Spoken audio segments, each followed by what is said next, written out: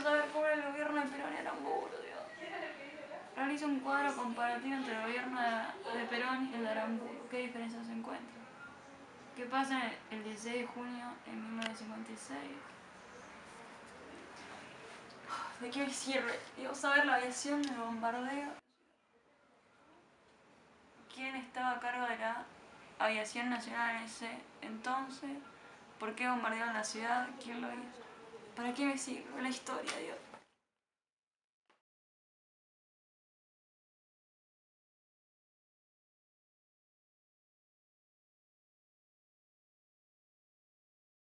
¿Cómo que para qué sirve la historia?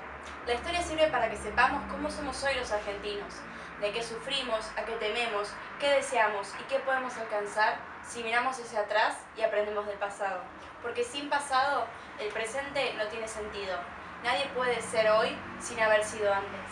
Y eso mismo pasa con las culturas. Desde mediados del siglo pasado hasta finales del mismo, la antinomia peronismo-antiperonismo marcó la impronta de las luchas políticas en la sociedad. Es difícil explicar cómo es Argentina hoy sin hacer referencia a este capítulo de nuestra historia.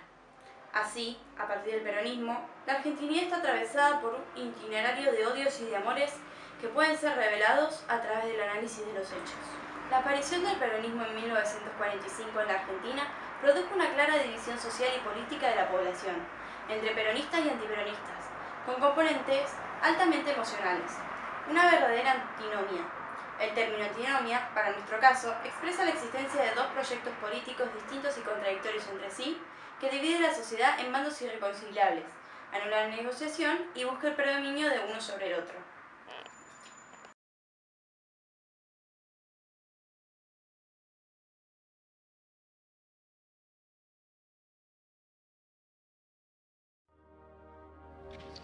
El 16 de junio de 1955 es seguramente uno de los días más tristes de la historia argentina del siglo XX, por los hechos de violencia y de venganza que tuvieron lugar entre el mediodía y las primeras horas de la noche en el centro histórico de Buenos Aires. Sucesivos bombardeos efectuados por militares, con el objetivo frustrado de asesinar al presidente Perón, provocaron más de 200 muertes y unos 800 heridos. Las víctimas fueron civiles desprevenidos, obreros convocados a la Plaza de Mayo para defender a su líder, personal naval y granaderos que libraron un largo combate en torno a la Casa Rosada. Apenas concluido el bombardeo, comenzó el incendio de la Curia Metropolitana. La quema se extendió a los templos vecinos de San Ignacio, San Francisco, Santo Domingo, San Juan y La Piedad. Policías y bomberos asistieron de brazos cruzados a los atentados realizados por los propios peronistas. ¿Qué había sucedido para que las armas destinadas a la defensa común fueran dirigidas contra compatriotas?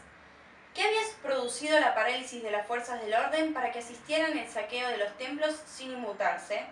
¿La oposición no halló otro modo de expresar su descontento?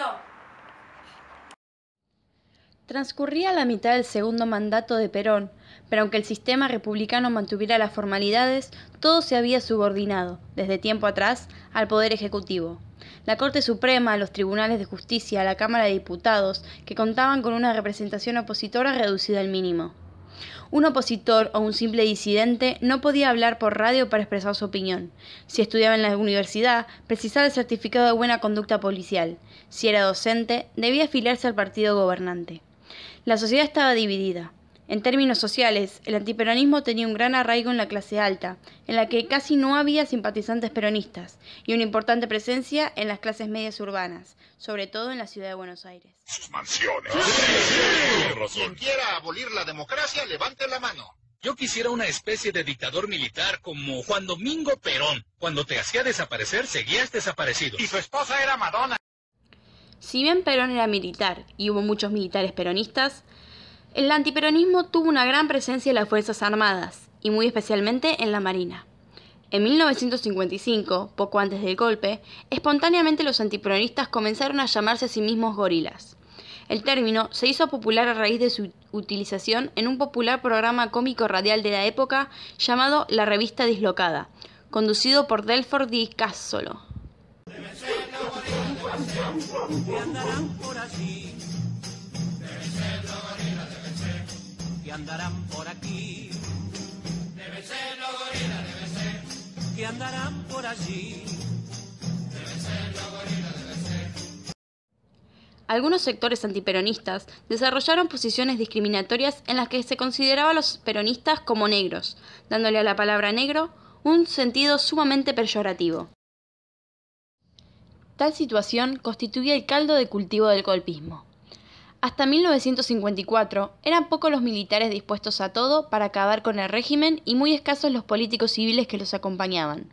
Pero ese año, Perón destruyó 2 de los pilares que lo habían acompañado en su llegada al poder. La firma del contrato con la petrolera estadounidense Standard Oil para la explotación de un vasto territorio de Santa Cruz, lo enemistó con los partidarios del nacionalismo económico.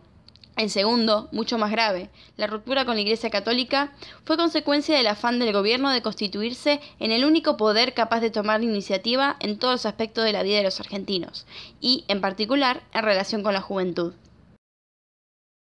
De este modo se engrosaron las filas de los comandos civiles que fueron convocados el 16 de junio. El frustrado golpe del 16 de junio se precipitó cuando los jefes de la conspiración advirtieron que estaban siendo seguidos. Sus principales gestores fueron los almirantes Toranzo Calderón y Benjamín Gargiulo, que más adelante se suicidó en la cárcel. Así ocurrió. Luego de aquella jornada de sangre y cenizas, el gobierno hizo intentos de reconciliarse con la oposición, pero se quedó a mitad de camino. El discurso presidencial del 31 de agosto agregó más leña al fuego y aceleró los planes que desembocaron en el alzamiento cívico-militar de septiembre de 1955, que derrocó a Perón. A partir de su caída, asciende al poder el presidente de facto y líder de la revuelta, Eduardo Lonardi, que fue sustituido el 13 de noviembre de ese mismo año por el teniente general Pedro Eugenio Aramburu, mediante un golpe palaciego.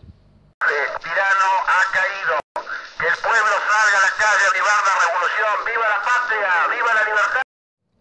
El objetivo central del gobierno de la Revolución Libertadora fue reordenar la sociedad y la economía mediante la desperonización de la sociedad.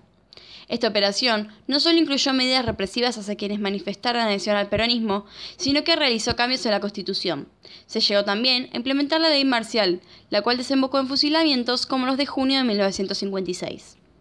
La dictadura se debilita y los mecanismos constitucionales de elección presidencial se hacen efectivos en febrero de 1958, cuando triunfa la fórmula de la Unión Cívica Radical Intransigente, compuesta por Arturo Frondizi y Alejandro Gómez, que fue, en parte, apoyada por Perón desde su exilio. Así se retoman en un mínimo algunos de los logros del peronismo. Entonces, la fractura que dividía a los argentinos entre peronistas y antiperonistas se profundizó y durante décadas pesó sobre el devenir del país y afectó a la convivencia política. Y si en 1983, cuando se recuperó la democracia, tuvimos la ilusión de que aquellos viejos antagonismos quedaban atrás, hoy es difícil afirmarlo. Quizás sea la historia una buena manera de ayudar a pensar el pasado, a distribuir responsabilidades y a comprender que el principio de la tolerancia y el respeto del otro, independientemente de su ideología, son inseparables en el ejercicio de la democracia republicana.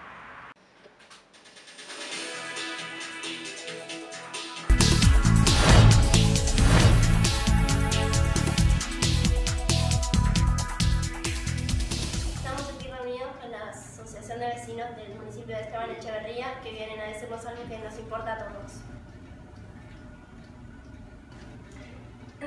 Bueno, primero y principal queríamos aclarar que nosotros no somos políticos, representamos justamente al pueblo, pertenecemos a una unión vecinal y lo que queremos es el verdadero cambio, ¿no? El verdadero progreso y justamente comunicarnos con todo el resto del pueblo para así fortalecer la democracia que creemos que es realmente muy injusta en nuestro país actualmente. Por eso nosotros tenemos estas propuestas. Bueno, nosotras queremos proponer y exigir que haya más transparencia en los procesos electorales, que no exista el bombardeo publicitario para que no se manipule al pueblo, a la gente. Otra cuestión sería plantear los problemas de corrupción como problemas realmente importantes de nuestra democracia. Creemos que no se deben aceptar que estén en el cargo representantes cuyas conductas sean éticamente intolerables. Tomar a los programas electorales como contratos con los ciudadanos que deben ser respetados durante todo su proceso. Queremos mejorar la justicia, ya que esta es un componente fundamental de la democracia y la libertad. Y otro hecho muy importante que nosotros pensamos es que se tendría que mostrar el perfil completo de los candidatos que se propongan al pueblo para poder conocerlos de manera mejor.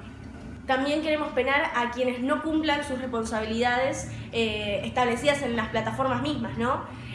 Que también se inhabilite su reelección. Queremos poner en las manos del pueblo la decisión de poder aprobar leyes y proyectos que nos conciernen a todos. Queremos más educación para formar ciudadanos mejores. Y por último y más importante, queremos que se amplíen los horizontes de las ideas de cada uno de todos los ciudadanos. No queremos que se encierren en una propuesta, en un partido. Queremos que todos puedan estar abiertos a todas las propuestas porque todos queremos lo mismo al fin y al cabo. Queremos un país que sea justo y una democracia buena para todos. Democracia es mucho más que votar. La democracia es un sistema de vida, no solo un régimen político. Y ha quedado demostrado en estos últimos años de historia argentina que tenemos algunas cuentas pendientes si queremos ser verdaderamente demócratas. Por eso es que hoy hicimos estas propuestas para buscar agregar un granito de arena más para fortalecer nuestra frágil democracia.